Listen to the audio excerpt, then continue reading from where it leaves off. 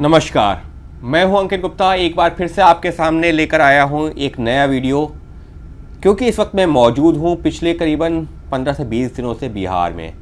यहां चल रहा है चुनाव और पिछले 3-4 वीडियोस मैंने कोशिश की है कि बिहार में क्या कुछ चल रहा है वो आप लोगों के सामने लेकर आऊं। इसी कड़ी में आज मैं ये जो वीडियो लेकर आ रहा हूं, मैं मौजूद हूं सीमांचल के इलाके में, पूर्णिया के इलाके में, जब दूसरे चरण के मतदान में 3 दिनों का वक्त बाकी है। अब समीकरण क्या है, क्योंकि पहले चरण का मतदान हो चुका, चुनाव आयोग की तरफ से आधिकारिक आंकड़ा भी आ गया कि कितने फीसदी मतदान हुआ है।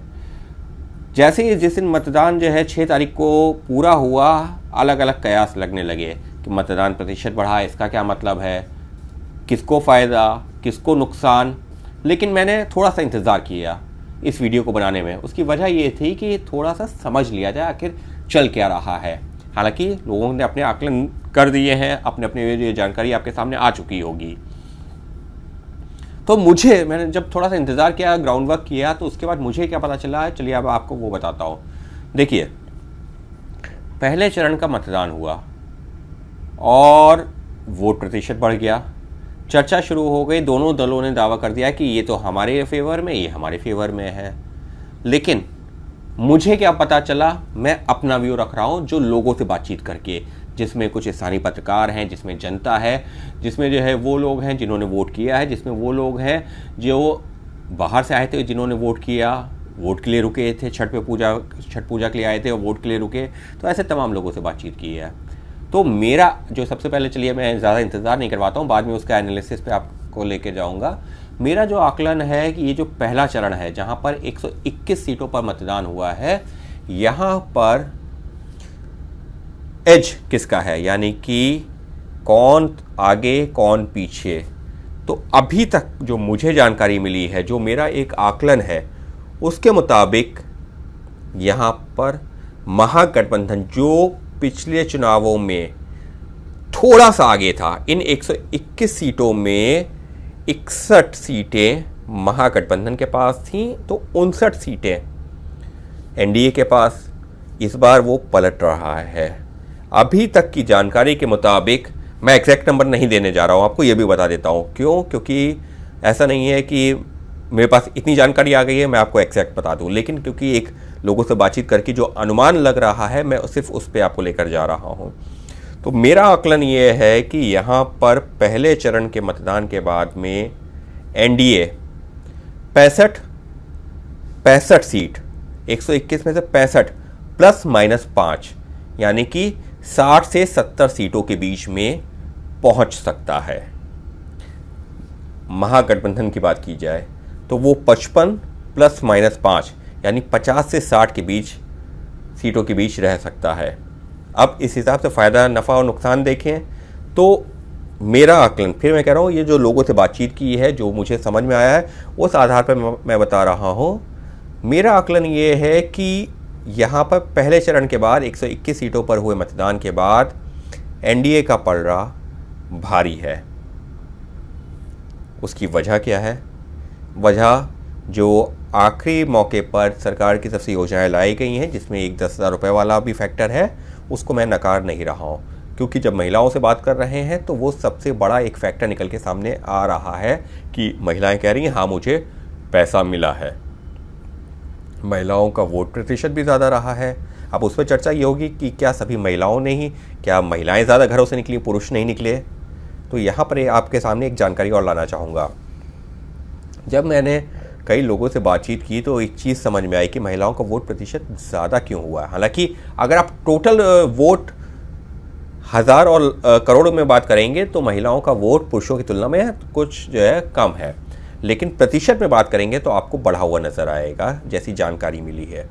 तो उसकी वजह यह है कि बिहार में एक तबका ऐसा भी है, या जो माइग्रेशन वाला इशू उठता रहा है, आपने चुनावी रैलियों में सुना होगा, तो पुरुष दूसरे राज्यों में काम कर रहे हैं, जो छठ पे आए उन्होंने तो वोट किया, जो फिर भी नहीं आ पाए तो उसके चलते जो घर में महिलाएं थीं वो तो निकली हैं ना, उन्होंने वोट किया है।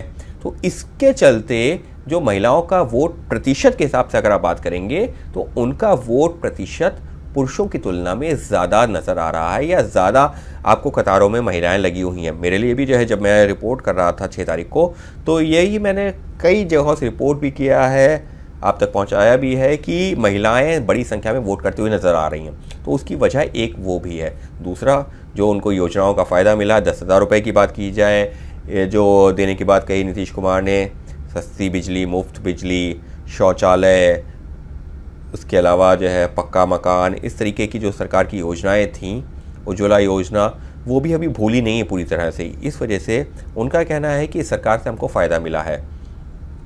लेकिन इस चुनाव का एक बड़ा टेक अवे, हालांकि अभी दूसरे चरण का मतदान बाकी है, मैं उसके बाद भी देखूंगा कि क्या ये टेक अवे जो अभी तक मुझे पहले चरण के मतदान के बाद समझ में आ रहा है, क्या ये दूसरे चरण में भी जारी रहता है।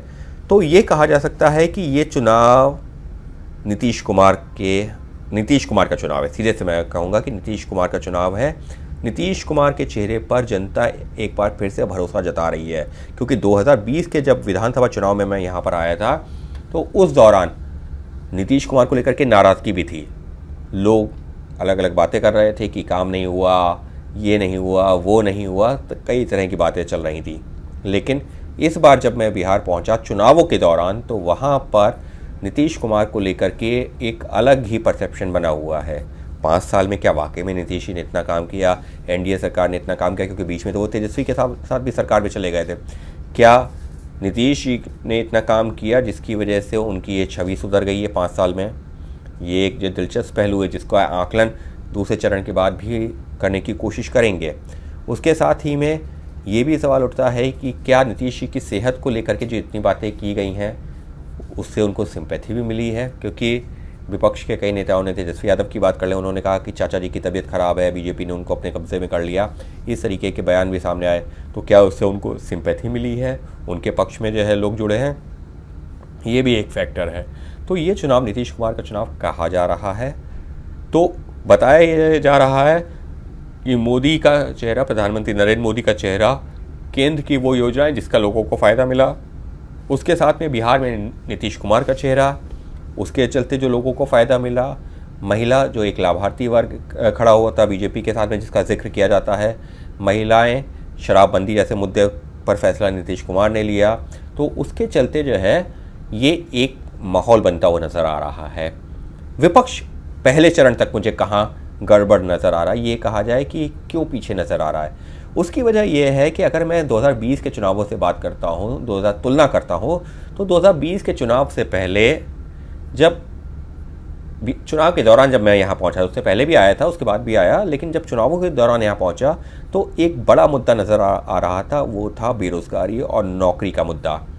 लेकिन इस बार चुनाव में अभी तक के आकलन के मुताबिक मुझे ऐसा कोई मुद्दा नहीं दिखा जो जिसके आधार पर जनता इस हद तक जो सामने वोकल हो, या इस हद तक सामने आ रही हो कि हम सरकार बदल देंगे। सरकार बदलने वाला चुनाव मुझे अब तक नहीं दिखा। फिर कह रहा हूँ, पहले चरण के मतदान के और दूसरे चरण के मतदान के बीच में मैं आपसे ये वीडियो ला रहा हूँ कि अब तक मुझे ऐसा नहीं लगा कि ये सरकार बदलने वाला चुनाव है। और इसी वजह से पहले चरण में बीजेपी, ये कहा जाए एनडीए को एज नज़र आ रहा है। दूसरे चरण का चुनाव बाकी है, लेकिन एक उसमें पहलू ज़रूर जोड़ना चाहूँगा। दूसरे चरण में जो शाहबाद और उसके आसपास के जो इलाके की जो सीटें हैं वो महत्वपूर्ण हैं। वो क्यों महत्वपूर्ण है? क्योंकि पिछले जो है विधानसभा चुनाव में, जितना मुझे याद आ रहा है, कि 48 सीटों में से 14 के आसपास सीटें आई थी एनडीए के पास, और वहाँ पर एक बड़ा झटका लगा था। लेकिन इस बार कुशवाहा राजपूत वोट को साथ करके कोशिश ये की गई है कि इस जोन में यहाँ से एनडीए को बड़ा गेन हो। और फिलहाल चर्चा यहाँ तक चल रही है कि मुमकिन है कि जो पिछली बार 14 सीटें थीं, इस बार बढ़ करके 25, 28, 30 तक पहुँच जाएं। ये हालांकि चर्चा है, ये तो जब वोट हो जाएगा उसके बाद पता चलेगा। अगर ऐसा होता है तो फिर एनडीए को एक बड़ा फ़ायदा यहाँ पर भी होता हुआ नज़र आएगा। तो कुल मिलाकर के पहले चरण के मतदान के बाद में तस्वीर यही बन रही है कि एनडीए जो गठबंधन है वो महागठबंधन की तुलना में ज़्यादा, मैं ये नहीं कहूँगा बहुत ज़्यादा अंतर हो गया है, लेकिन आगे नज़र आ रहा है। और ये जो गठबंधन जिस तरह से चुनाव लड़ा जा रहा है, अभी दूसरा चरण बाकी है, तो मैं जब बीच में वीडियो बना रहा हूँ ये इस वजह से भी महत्वपूर्ण है क्योंकि जो वोटर है वो भी, उसके जहन में भी बहुत सारी चीज़ें चलती हैं। अगर उसको ऐसा लगता है कि अच्छा, क्योंकि यकीन मानिए मुझसे कहीं ज़्यादा स्मार्ट वोटर है, उसको पता है, या जो हम लोग चर्चा करते हैं कुछ लोग मिल करके, उनसे कहीं ज़्यादा स्मार्ट वो मतदाता है जो वोट करने जा रहा है। तो उसको पता है कि अच्छा, अगर वो वोट किसी को दे रहा है उसका क्या फ़ायदा है, क्या नुकसान। अगर जो है उसको लगता है कि फला पार्टी की सरकार या गठबंधन की बनेगी तो अगर जो है उसको वोट दें तो ज़्यादा बेहतर होगा, जो हार रहा है उसको क्यों वोट देना। शायद हम आप भी ये चर्चा करते हैं। तो अभी दूसरे चरण का चुनाव बाकी, मतदान बाकी है, लेकिन इस सब के बीच में क्योंकि पहले चरण से एक माहौल सा बनने लगा है, मैं फिर कह रहा हूँ हो सकता है मैं गलत भी हूँ, हो सकता है मुझे जो जानकारी मिली हो गलत हो, लेकिन फिर भी जो जानकारी मिली है वो आपके सामने लाना ज़रूरी है। तो जो माहौल सा बन रहा है वो इशारा यही कर रहा है कि एनडीए जो गठबंधन है वो बेहतर परफॉर्म करता हुआ नज़र आ रहा है। उसके जो फैक्टर्स हैं वो एक बार दूसरे चरण का मतदान हो जाएगा तो वो भी मैं आपके सामने लाने की कोशिश करूंगा, और कहाँ पर वीक लिंक है उस पर भी चर्चा करूंगा।